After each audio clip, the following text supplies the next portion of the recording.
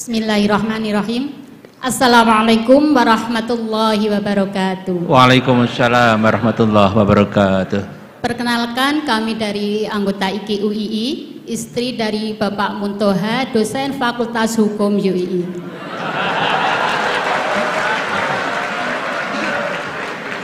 Maaf, tadi diminta oleh mbaknya untuk memperkenalkan diri. Ya, monggo Bu Muntoha ya. Kepada yang terhormat Bapak Profesor Dr. M. Khurai Shihab dan Kiai Haji Ahmad Baharudin Nur Salim. Tadi sudah disampaikan banyak hal tentang tafsir, yang tadi menyinggung tentang pernikahan, kemudian tentang Anisa, tentang perempuan dan sebagainya. Kemudian saya ingat pada suatu saat saya berdebat dengan suami saya. Bagus ini. Betul ini. Saya pernah berdebat dengan suami saya mengenai ayat yang berbunyi, yaitu surat An-Nisa ayat 43 maaf, yang berbunyi, saya penggal ayatnya. A'udzubillahi minasyaitonirrajim. Bismillahirrahmanirrahim. Wa in kuntum mardaa ala safarin aw jaa ahadum minkum minal ghaiti aw lamastumun nisa falam tajidu ma'an fatayammamu sa'idan thayyiban famsahu biwujuhikum wa aydikum. Innallaha kana afuwan ghafura. Yang jadi pertanyaan adalah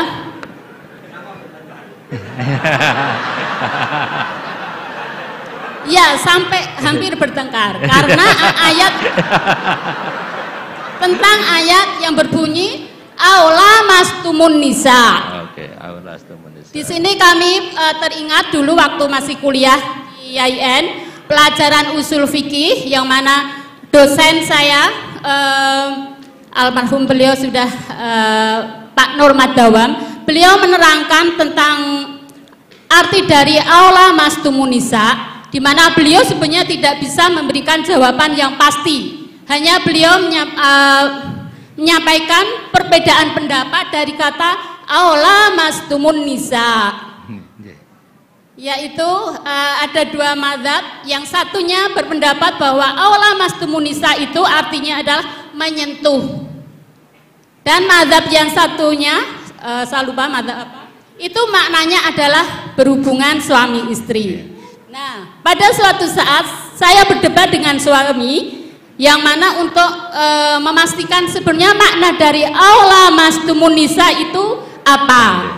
Kemudian suami saya bersikuku bahwa aula mastumun nisa, makna dari menyentuh itu adalah menyentuh kulit.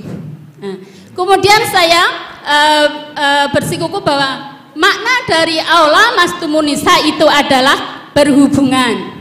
Nah, setelah hari berikutnya suami saya goda.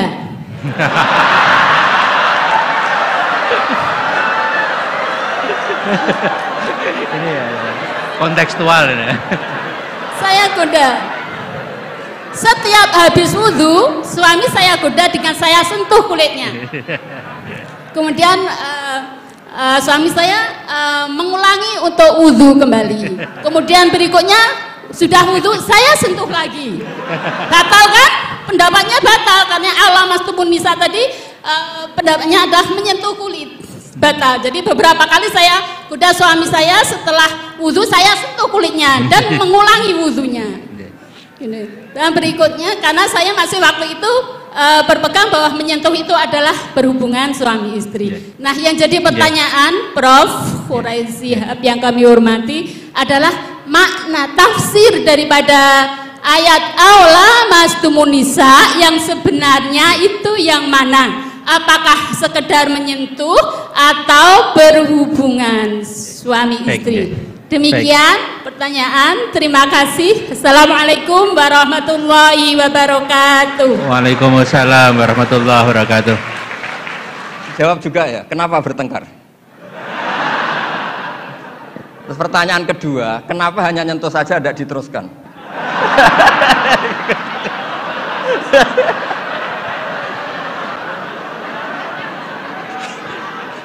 Nah, dikasih mic. Ya satu ya, pertanyaannya kenapa bertengkar?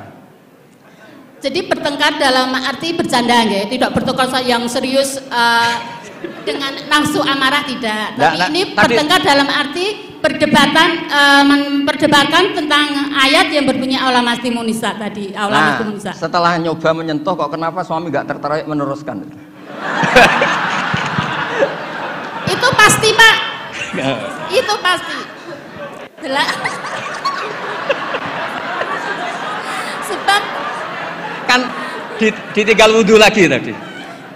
Sebab waktu sholat, waktu untuk mengerjakan sholat, dan saya sengaja menggoda suami karena berpendapat bahwa menyentuh itu adalah menyentuh kulit, hanya menyentuh kulit adalah batal wudhu. Makanya beberapa kali saya goda. Kalau nanti pertanyaan Gus Baha dilanjutkan.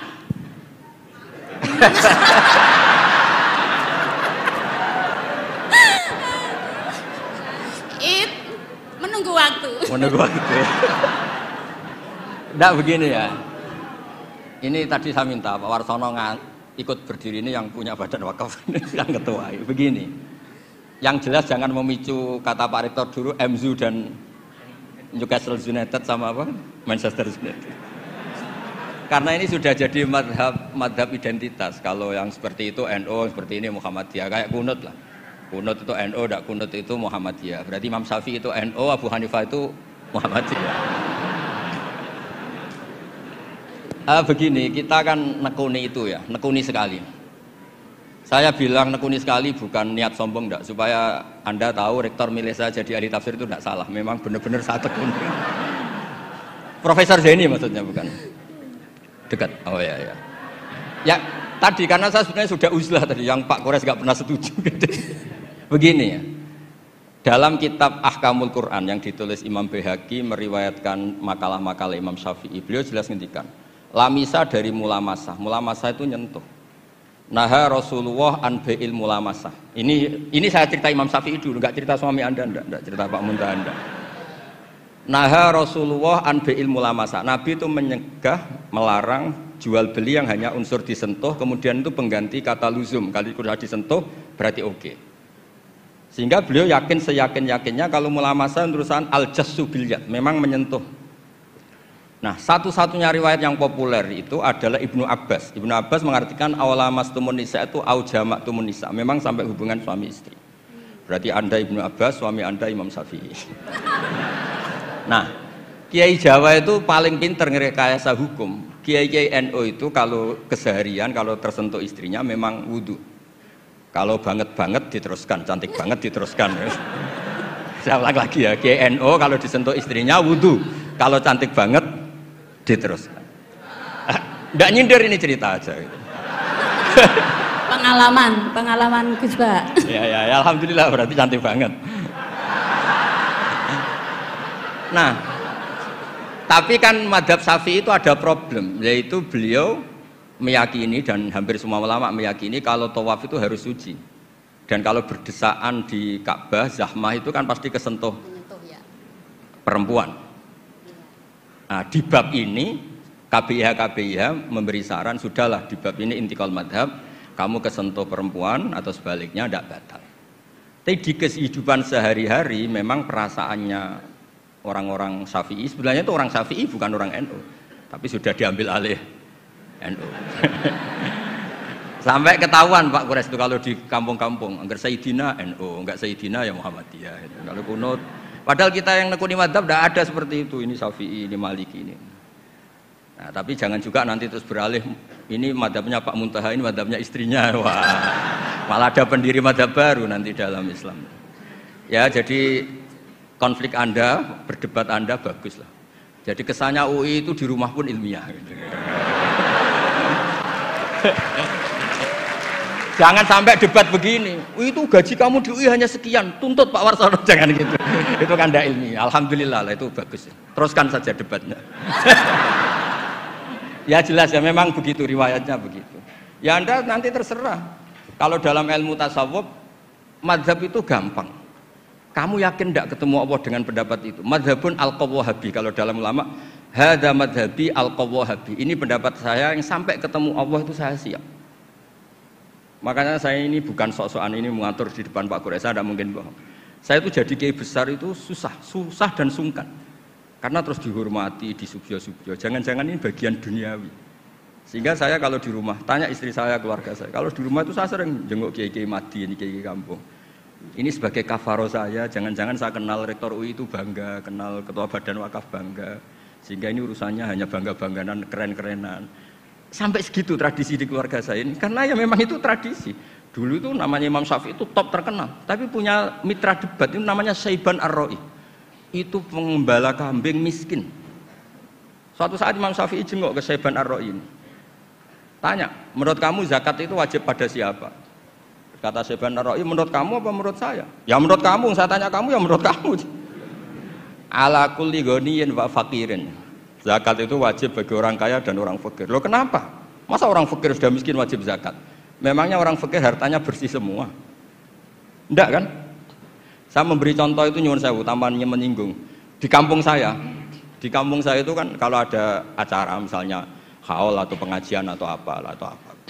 Gak mungkin kan di UI tak contohkan acara apa gitu yang pakaiannya serono kan, gak mungkin misalnya acara-acara apa. Itu orang yang hanya beli rafia, ngerti itu sama rafia? Apa bahasa Indonesia rafia itu? Pokoknya rafia. Itu lapangan tuh gak jelas milik siapa. Yang pertama masang rafia itu yang paling berhak menerima apa? Parkir. Dan akhirnya ya dapat uang. Coba itu atas nama fikih itu sah apa enggak? Itu kalau atas nama orang fikir, yang fikir enggak dia tok. Kalau atas nama tamaluk, apa dia memiliki itu, milik orang? Itu banyak tukang parkir yang di kampung saya terus tanya, iya Gus bener jenengan, kita yang tukang parkir itu nanti trotoar juga gitu, hanya modal rafia terus dia berhak.